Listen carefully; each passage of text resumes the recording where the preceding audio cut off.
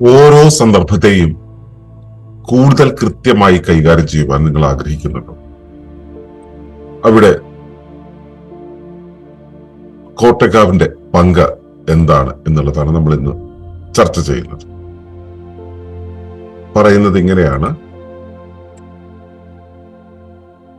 The role of Kottakav builds readiness for accurate life responses.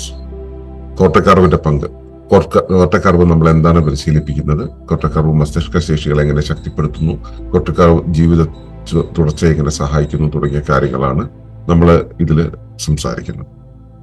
നമുക്ക് നോക്കാം. ഏവർക്കും നമസ്കാരം. ശുഭകരമാകട്ടെ, ഈ ദിനം സന്തോഷകരമാകട്ടെ, സൗഖ്യകരമാകട്ടെ. അനുഭവങ്ങളും അനുഭൂതികളും നമ്മെ എവരെയും നയിക്കുമാറാകട്ടെ. നമ്മൾ കഴിഞ്ഞ ദിവസങ്ങളിൽ കോട്ടക്കാവിന്റെ പ്രാധാന്യത്തെക്കുറിച്ച് അല്ലെങ്കിൽ കോട്ടക്കാർവ്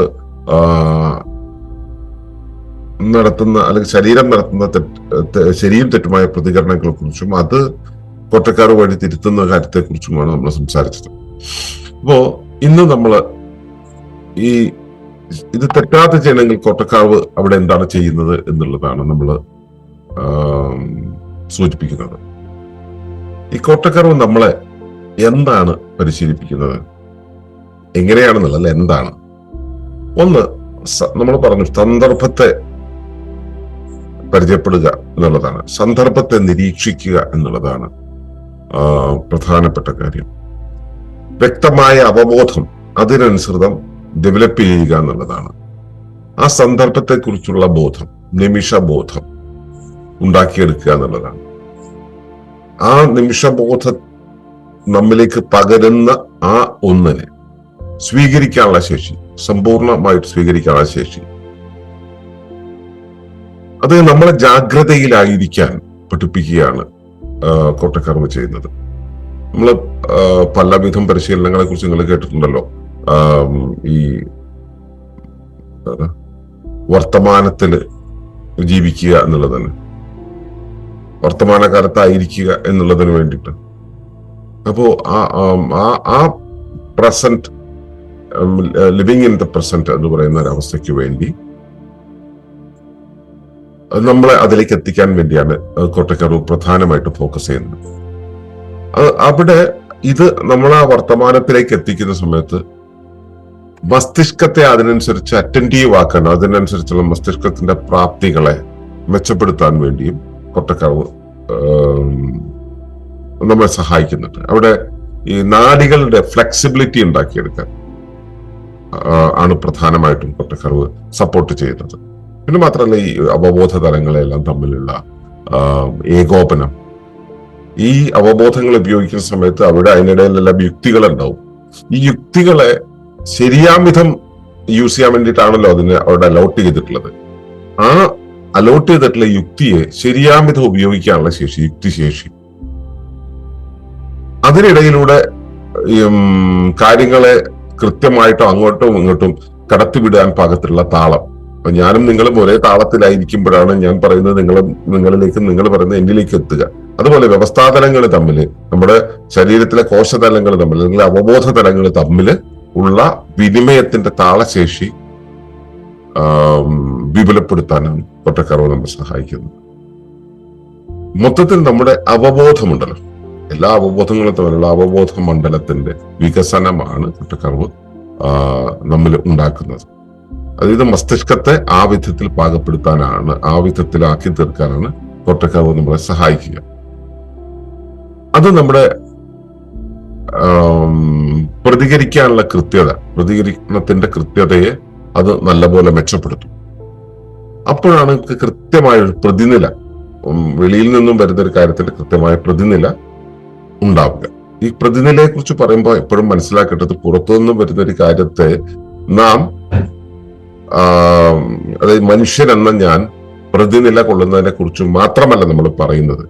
ഇവിടെ ഇത് കറക്റ്റ് ചെയ്യുന്ന സമയത്ത് ഇതുപോലെ എന്റെ വ്യവസ്ഥാതലങ്ങൾക്കിടയിലും എന്റെ ശരീരവും അവയവവും തമ്മിലും, കലകളും തമ്മിലും, കലകളും കോശവും തമ്മിലുള്ള വിനിമയത്തിലെ പ്രതിനിലകളെയും കൂടെ മെച്ചപ്പെടുത്തുകയാണ് ചെയ്യുന്നത്. ഈ ഒരേ ഒരു ആൽഗരിതം ഉപയോഗിച്ചിട്ട് ഒരിടത്ത് നമ്മൾ കറക്റ്റ് ചെയ്യുമ്പോൾ ബാക്കിയെല്ലാം കറക്റ്റ് ആവുകയാണ് ചെയ്യുന്നത്. അപ്പോൾ കൃത്യമായ പ്രതിനില ഉണ്ടാക്കിയെടുക്കാൻ പറ്റും. ആ പ്രതിനില ഉണ്ടാക്കിയെടുക്കുന്ന സമയത്ത് ആ വിനിമയം കൃത്യമാകില്ല. അപ്പോൾ വ്യക്തമായ ആഖ്യാനം ഉണ്ടാവും, ബാലൻസ്ഡ് ആയിട്ടുള്ള റെസ്പോൺസസ് നമുക്കുണ്ടാവും. അതുപോലെ തന്നെ നമ്മൾ എടുക്കുന്ന ഡിസിഷൻസിലെ ക്ലാരിറ്റി ഉണ്ടാവും. ഇതിന് ഒരു റെസ്പോൺസിബിലിറ്റിയോടുകൂടി കൈകാര്യം ചെയ്യാൻ നമുക്ക് കഴിയും എന്നുള്ളതാണ്.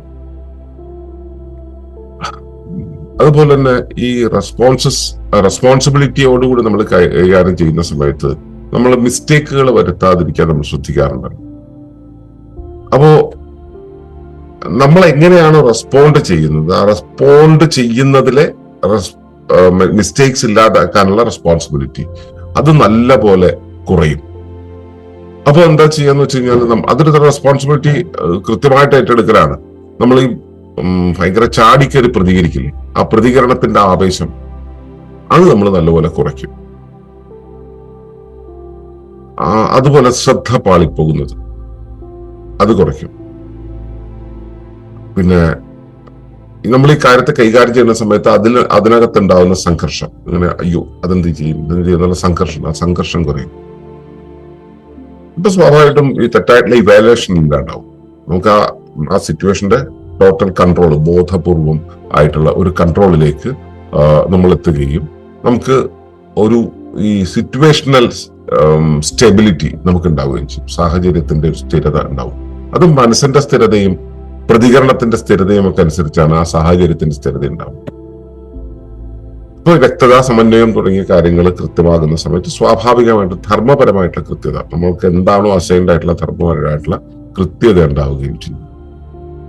അപ്പോ കോട്ടക്കറവിലൂടെ നമുക്ക് കിട്ടുന്നത് എന്താ വെച്ചാൽ നമ്മൾ അലർട്ടായിരിക്കുന്ന, ജാഗ്രത ആയിരിക്കുന്ന, വർത്തമാനത്തിലായിരിക്കുന്ന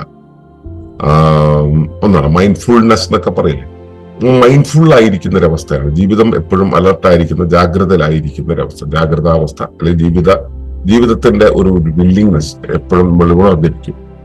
കൃത്യമായ സന്ദർഭത്തെ കൈകാര്യം ചെയ്യാൻ പറ്റും. ആ കൈകാര്യം ചെയ്യുന്ന സമയത്ത് പ്രതികരണം പാകത്തിലായിരിക്കും. അവബോധ തലങ്ങളെല്ലാം അതിനനുസരിച്ച് വളർന്ന്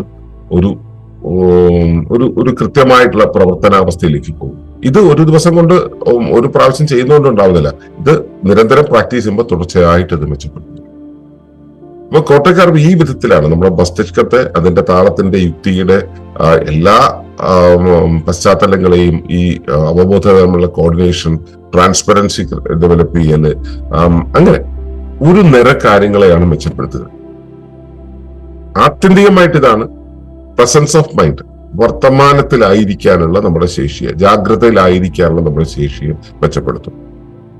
ജാഗ്രതയിലായിരിക്കുക എന്ന് വെച്ചാൽ ജാഗ്രതയിൽ മാത്രമായിരിക്കില്ല. ജാഗ്രത, സ്വപ്നത്തിൽ ജാഗ്രത, സുഷുപ്തിയിൽ ജാഗ്രത, തുരീയത്തിൽ ജാഗ്രത, പ്രകടത്തിൽ ജാഗ്രത, പ്രതിയിൽ ജാഗ്രത തുടങ്ങിയ എല്ലായിടത്തും ജാഗ്രതാവസ്ഥയിലായിരിക്കാനുള്ള ഒരു ബഹുകാലത്വം നമ്മിൽ ഉണ്ടാക്കി തരികയും കൂടി ചെയ്യും കോട്ടക്കർവ്. അത് കൂടുതൽ പ്രാക്ടീസ് ചെയ്യുന്ന സമയത്ത് നിങ്ങൾക്ക് അത് മനസ്സിലാവും. അപ്പോ കോട്ടക്കർവ് എങ്ങനെ നിങ്ങൾ പരിശീലിച്ചിട്ടുണ്ടെങ്കിൽ അത് നിങ്ങൾ എന്ത് മാറ്റമാണ് വരുത്തിയത് എന്നുള്ളതൊന്ന് പരിശോധിക്കുക. ഇല്ല എന്നിരിക്കട്ടെ, നിങ്ങൾ പരിശീലിച്ചിട്ടില്ല എങ്കിൽ നിങ്ങളിൽ എന്ത് മാറ്റമാണ് അത് കൊണ്ടുവരേണ്ടത് എന്നുള്ളത് നിങ്ങളൊന്ന് ചിന്തിച്ചു നോക്കുക. അതുമായിട്ട് നാളെ നമുക്ക് വീണ്ടും കാണാം. അതുവരേക്കും നന്ദി, നമസ്കാരം. തുടർന്ന് കാണുന്നതിന് മുമ്പായി ഈ വിഷയം ഇഷ്ടമായെങ്കിൽ ഒന്ന് ലൈക്ക് ചെയ്യുക, കമന്റ് ചെയ്യുക, ഷെയർ ചെയ്യുക. നിങ്ങൾ പ്രകൃതിയെ ഇഷ്ടപ്പെടുന്നുവെങ്കിൽ ഈ ചാനൽ ഒന്ന് സബ്സ്ക്രൈബ് ചെയ്യുക.